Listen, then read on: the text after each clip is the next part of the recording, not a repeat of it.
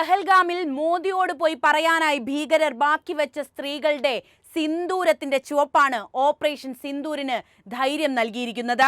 ഭീകരാക്രമണത്തിന് പിന്നാലെ പാകിസ്ഥാനിലെ ഭീകര കേന്ദ്രങ്ങൾക്കെതിരെ ഇന്ത്യ നടത്തിയ പ്രത്യാക്രമണത്തിന് ഓപ്പറേഷൻ സിന്ദൂർ എന്ന പേര് നൽകി രാജ്യം തിരിച്ചടിച്ചത് വെറും 27 മിനിറ്റുകളാണ്. റാഫേൽ വിമാനത്തിലെ സ്കാൽപ്പ് മിസൈലുകൾ പാകിസ്ഥാന് മുന്നറിയിപ്പാണ് നൽകിയത്. ലോകത്തെ ഏറ്റവും വലിയ ജനാധിപത്യ രാഷ്ട്രം എങ്ങനെയാണ് തിരിച്ചടിക്കുക എന്ന മുന്നറിയിപ്പ്. സംഹാര താണ്ഡവമാടാൻ ഇന്ത്യക്ക് മടിയില്ലെന്ന താക്കീത്. എങ്ങനെയാണ് ഓപ്പറേഷൻ സിന്ദൂർ വിജയിച്ചത്? അതിനെക്കുറിച്ചുള്ള നിർണായക വിവരങ്ങളാണ് ഇപ്പോൾ പുറത്തു വന്നിരിക്കുന്നത്. നമുക്ക് പരിശോധിക്കാം. വായുവിൽ നിന്ന് തൊടുത്താൽ ഭൂമിയിൽ നിന്ന് 100 മുതൽ 130 അടി ഉയരത്തിൽ എത്തി നിൽക്കും.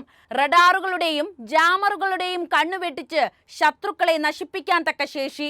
6000 മീറ്റർ ഉയരത്തിലേക്ക് കുതിച്ച് കുത്തനെ ലക്ഷ്യത്തിലേക്ക് പതിക്കും. പാകിസ്ഥാനെ വിറപ്പിച്ച സ്കാൽപ്പ് മിസൈലുകളും ഒപ്പം നിന്ന റഫാലുമാണ് ഓപ്പറേഷൻ സിന്ദൂറിലെ നായകന്മാർ. ഇന്ത്യയെ തൊട്ടുകളിച്ചാൽ എന്താണ് സംഭവിക്കുക എന്ന ചോദ്യത്തിന് ഇന്ത്യൻ സൈന്യം ലോകത്തിനാണ് മറുപടി നൽകിയത്. ഇനി ഒരുത്തനും ഇന്ത്യൻ മണ്ണിൽ കയറി കളിക്കരുതെന്ന താക്കീത് കൂടിയാണിത്.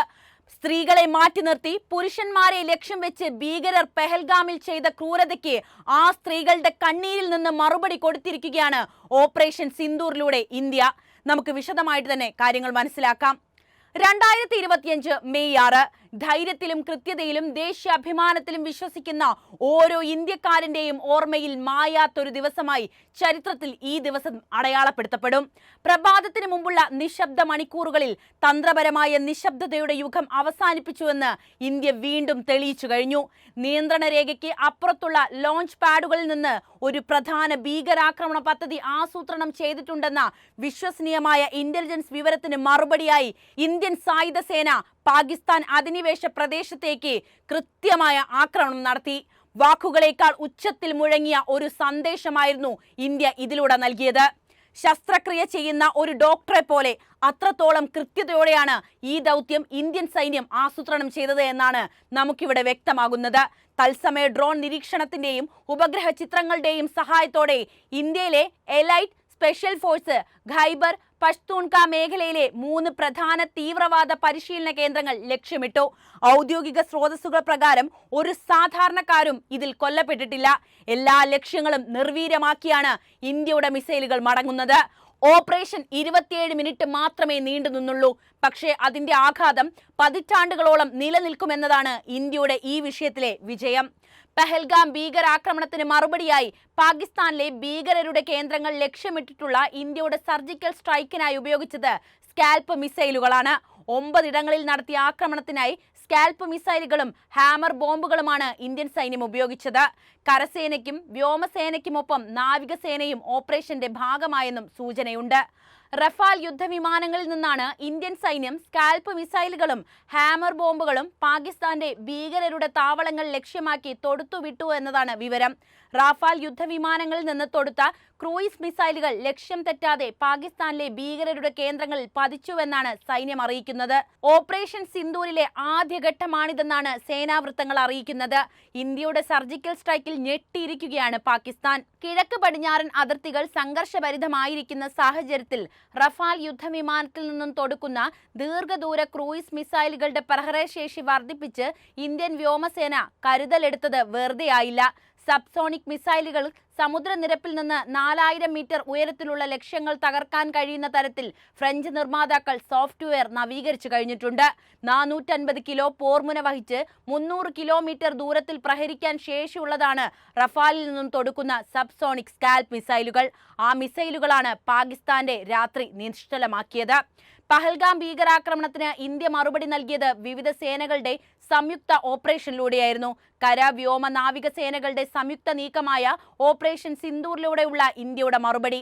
ജെയ്ഷെ ഇ മുഹമ്മദ്, ലഷ്കർ ഇ തോയ്ബ ഭീകര കേന്ദ്രങ്ങൾ, പ്രധാനപ്പെട്ട പ്രസ്ഥാനങ്ങൾ എന്നിവ ലക്ഷ്യമിട്ടാണ് സേനകൾ ഓപ്പറേഷൻ നടത്തിയത്. കൃത്യതയുള്ള ആയുധങ്ങൾ ഉപയോഗിച്ചായിരുന്നു ഓപ്പറേഷൻ. ഫ്രാൻസ് നിർമ്മിത സ്കാൽപ്പ് മിസൈലുകൾ, ക്രൂയിസ് മിസൈലുകൾ എന്നിവ ഇതിനായി സേനകൾ കൃത്യമായി ഉപയോഗിച്ചു. രഹസ്യാന്വേഷണ വിഭാഗങ്ങൾ ഈ കേന്ദ്രങ്ങളെക്കുറിച്ചുള്ള വിവരങ്ങൾ മുൻപ് തന്നെ ശേഖരിച്ചിട്ടുണ്ടായിരുന്നു. തുടർന്ന് 3 സേനകൾക്കും ഈ വിവരം കൈമാറി. ശേഷമാണ് സേനകൾ സംയുക്തമായി ആക്രമണ പദ്ധതികൾ ആസൂത്രണം ചെയ്യുന്നതും നടപ്പിലാക്കുന്നതും. 9 കേന്ദ്രങ്ങളിലായി 9 മിസൈലുകളാണ് ഒരേ സമയം ഇന്ത്യ വർഷിച്ചത്. ഇതോടെ കനത്ത ആഘാതം ഭീകരർക്ക് മേലുണ്ടായി. കൂടുതൽ നാശനഷ്ടമുണ്ടായത് റഫാലിൽ നിന്ന് പോയ സ്കാൽപ്പ് മിസൈലുകളാണ്. ആകാശത്തു നിന്നും കരയിലെ ലക്ഷ്യത്തിലേക്ക് തൊടുക്കുന്ന മിസൈലാണിത്. ദൂരപരിധി 300 kilometre scalp air to ground cruise missile. ഒരു വിമാനത്തിന് 2 സ്കാൽപ്പ് മിസൈലുകൾ വഹിക്കാനാകും. ഇറാഖിൽ ഭീകര സംഘടനയായ IS ക്യാമ്പുകളിൽ മുൻപ് റാഫാലിലെ സ്കാൽപ്പ് മിസൈലുകൾ ഉപയോഗിച്ച് ഫ്രാൻസ് ആക്രമണം നടത്തിയിട്ടുണ്ട്. ഇതേ മാതൃകയിലായിരുന്നു പാകിസ്ഥാനെ ലക്ഷ്യമിട്ടിട്ടുള്ള ഇന്ത്യയുടെ പോരാട്ടവും. അത്യാധുനിക റഡാർ റാഫാൽ യുദ്ധവിമാനത്തിന്റെ കരുത്താണ്. ശത്രുസേനയുടെ റഡാറുകൾ നിശ്ചലമാക്കാനുള്ള സംവിധാനവുമുണ്ട്. ലഡാക്ക് പോലെ ഉയർന്ന മേഖലയിൽ നിന്ന് ടേക്ക് ഓഫ് ചെയ്യുന്നതിനുള്ള എഞ്ചിൻ കരുത്ത് ഈ വിമാനത്തിനുണ്ട്. ശത്രുസേനയുടെ മിസൈലുകൾ വഴിതിരിച്ചുവിടാനുള്ള സാങ്കേതിക വിദ്യയും ഇതിന് സ്വന്തം. അതായത് റഫാലും scalp air to ground cruise മിസൈലും ചേർന്നാണ് പാകിസ്ഥാനെ ഇതിനോടകം തകർത്തു കഴിഞ്ഞത്. ഇതിനോടൊപ്പം കരസേനയും മിസൈലുകൾ വർഷിച്ചതായിട്ട് റിപ്പോർട്ടുകൾ പറയുന്നു. മിസൈലുകൾ നവീകരിക്കപ്പെട്ടതോടെ പർവ്വതങ്ങളിലും ഉയർന്ന പ്രദേശങ്ങളിലും സമുദ്രനിരപ്പിൽ നിന്ന് 4000 മീറ്റർ ഉയരത്തിലുമുള്ള ശത്രുകേന്ദ്രങ്ങൾ തകർക്കാൻ റാഫാലിന് ശേഷിയുണ്ടായി. നിലവിൽ 2000 മീറ്റർ ഉയരത്തിൽ പ്രഹരിക്കുന്ന ശേഷിയേ ഉണ്ടായിരുന്നുള്ളൂ. വ്യോമസേനയുമായുള്ള ചർച്ചകൾക്കു ശേഷം മിസൈൽ നിർമ്മാതാക്കളായ MBDA ആണ് സോഫ്റ്റ്വെയർ നവീകരണം നടത്തിയത്. വായുവിൽ നിന്നും തൊടുക്കാനാകുന്ന സ്കാൽപ്പ് മിസൈലുകൾ ചൈനയും പാകിസ്ഥാനും വികസിപ്പിച്ചിട്ടുണ്ടെങ്കിലും സ്കാൽപ്പ് മിസൈലിന്റെ എയർ ആൻഡ് ഫോർഗെറ്റ് പ്രക്രിയയാണ് ഇന്ത്യൻ പ്രതിരോധ സംവിധാനത്തിന്റെ കരുത്തു തന്നെ. പോർ വിമാനത്തിൽ നിന്നും തൊടുത്തു കഴിഞ്ഞാൽ ഭൂമിയിൽ നിന്ന് 100 മുതൽ 130 അടി ഉയരത്തിൽ എത്തി നിൽക്കും. റഡാറുകളുടെ ജാമിംഗ് സംവിധാനങ്ങളുടെയും കണ്ണുവെട്ടിക്കാനാണിത്. വീണ്ടും 6000 മീറ്റർ ഉയരത്തിലേക്ക് കുതിക്കുന്ന മിസൈൽ പിന്നീട് കുത്തനെ ലക്ഷ്യത്തിലേക്ക് പതിക്കുകയാണ് ചെയ്യുന്നത്. അതുകൊണ്ട് തന്നെ ഇന്ത്യ നാശമുണ്ടാക്കും വരെ പാകിസ്ഥാൻ ഒന്നും അറിഞ്ഞില്ല. റാഫാലിലെ ആയുധബലം ഇന്ത്യൻ സേനയ്ക്ക് വലിയ കരുത്താണ് സമ്മാനിക്കുന്നത്. 9.3 ടൺ ആയുധങ്ങൾ വിമാനത്തിന് വഹിക്കാം. Meteor beyond visual range air to air മിസൈലും അതിലുണ്ട്. ആകാശത്തെ ലക്ഷ്യം തകർക്കാനുള്ള മിസൈലുമുണ്ട്. ശബ്ദത്തേക്കാൾ വേഗത്തിൽ സഞ്ചരിക്കുന്ന മിസൈലിന്റെ ദൂരപരിധി 120 മുതൽ 150 കിലോമീറ്ററാണ്.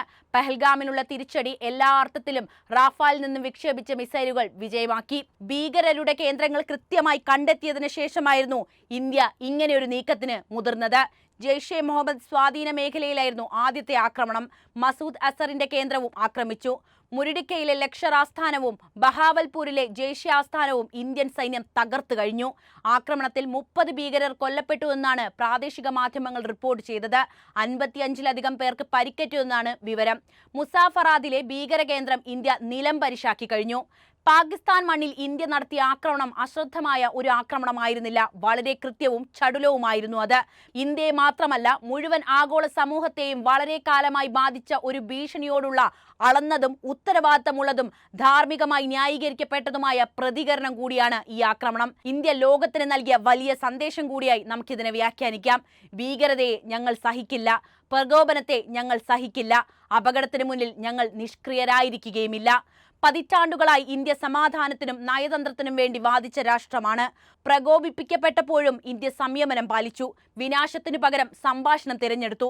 എന്നാൽ ഇന്ത്യയുടെ ക്ഷമ പരിധിയില്ലാത്തതല്ലെന്നും സമാധാനത്തിനായുള്ള അവരുടെ പരിശ്രമം ഒരിക്കലും ബലഹീനതയായി തെറ്റിദ്ധരിക്കരുതെന്നും ലോകം ഇപ്പോൾ മനസ്സിലാക്കിയിട്ടുണ്ടാകും. ഇന്ത്യയുടെ പരമാധികാരം ഒരു രാജ്യത്തിന്റെ മുമ്പിലും വിട്ടുവീഴ്ച ചെയ്യാൻ കഴിയാത്തതാണെന്ന് ലോകം ഇപ്പോൾ മനസ്സിലാക്കിയിരിക്കണം. അതിർത്തിക്കപ്പുറത്തു നിന്ന് തീവ്രവാദ ശൃംഖലകൾ സ്വതന്ത്രമായി പ്രവർത്തിക്കുമ്പോൾ നമ്മുടെ സൈനികർ രക്തസാക്ഷികളാകുകയും നമ്മുടെ പൗരന്മാർക്ക് ഭീഷണിയാകുകയും ചെയ്യുമ്പോൾ സ്വയം പ്രതിരോധിക്കാനുള്ള അവകാശം ഇന്ത്യക്ക് നിക്ഷിപ്തമാണ്. വേഗത്തിലും നിർണായകമായും മടി കൂടാതെയും അത് സ്വീകരിക്കാൻ ഇന്ത്യൻ സൈന്യം സജ്ജവുമാണ്. സൂക്ഷ്മമായി നിരീക്ഷിക്കുന്ന രാജ്യങ്ങൾക്ക് ഇത് പ്രാദേശിക വൈരാഗ്യത്തെക്കുറിച്ചല്ല, അന്താരാഷ്ട്ര നിയമപ്രകാരം ഒരു രാജ്യത്തിന്റെ സ്വയം പ്രതിരോധത്തിനുള്ള അവകാശത്തെക്കുറിച്ചാണ് പറയുന്നത്. തീവ്രവാദത്തിന്റെ നിഴലിൽ നിന്ന് നിരപരാധികളായ ജീവിതങ്ങളെ സംരക്ഷിക്കുന്നതിനെ കുറിച്ച് കൂടിയാണിത്. ഇന്ത്യയുടെ നടപടി ലക്ഷ്യബോധമുള്ളതും കൃത്യവും നിയമാനുസൃതമായ പ്രതിരോധ തത്വങ്ങളുമായി പൂർണ്ണമായും പൊരുത്തപ്പെടുന്നതാണെന്നും ഓർമ്മിപ്പിക്കട്ടെ. തീവ്രവാദ സംഘടനകൾക്ക് അഭയം നൽകുന്നതും ധനസഹായം നൽകുന്നതും അവരെ കൂടുതൽ പരിഗണിക്കുകയും ചെയ്യുന്ന രാജ്യങ്ങളോട് നിങ്ങളുടെ നിശബ്ദതയാണ് ഇവരെ വളർത്തിക്കൊണ്ടിരിക്കുന്നത്. അർദ്ധമനസ്സോടെയുള്ള നടപടികളിലൂടെയും നയതന്ത്ര ഇരട്ടത്താപ്പിലൂടെയും ഭീകരതയ്ക്കെതിരായ ആഗോള യുദ്ധത്തിൽ വിജയിക്കാനാവില്ല. ധാർമ്മിക വ്യക്തതയ്ക്കും കൂട്ടായ പ്രവർത്തനത്തിനും സമയമായിരിക്കുന്നു എന്നാണ് ഇന്ത്യ ഇതിലൂടെ എല്ലാവരോടും പറയുന്നത്. ലോക ജനതയ്ക്കൊപ്പം ഭീകരതയ്ക്കെതിരായ പോരാട്ടത്തിൽ ഇന്ത്യ നിങ്ങളോടൊപ്പം നിൽക്കുന്നു. ഞങ്ങൾ സംഘർഷം ആഗ്രഹിക്കുന്നില്ല. പക്ഷേ തിന്മയെ നേരിടുന്നതിൽ നിന്ന് ഞങ്ങൾ ഒരിക്കലും പിന്മാറില്ല. ഇതൊരു പുതിയ ഇന്ത്യയാണ്. ദൃഢനിശ്ചയമുള്ള, നിർഭയമായ, ജനങ്ങളെ സംരക്ഷിക്കാൻ ശേഷിയുള്ള, ദൃഢനിശ്ചയമുള്ള രാജ്യം. ഭൂഖണ്ഡങ്ങളിലും സമുദ്രങ്ങളിലും ഇന്ത്യ ഉത്തരവാദിത്തമുള്ള ഒരു ശക്തിയാണെന്ന് നിങ്ങൾ മനസ്സിലാക്കുക.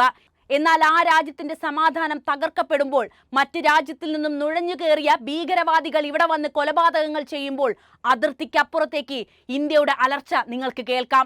ഇപ്പോൾ ഇന്ത്യ നടപ്പിലാക്കിയ പണി അവസാനമല്ല, അത് തുടക്കം മാത്രമാണ്. ലോകത്തിലെ ഏറ്റവും വലിയ ജനാധിപത്യ രാജ്യം ഒരിക്കലും ഭയപ്പെടില്ല, ഭീഷണിക്ക് അടിമപ്പെടുകയുമില്ല, ഭയത്താൽ ഒരിക്കലും പരാജയം സമ്മതിക്കുകയുമില്ല എന്ന് ലോകത്തോട് വിളിച്ചു പറയുകയാണ് ഈ ആക്രമണത്തിലൂടെ ഇന്ത്യ ചെയ്തത്.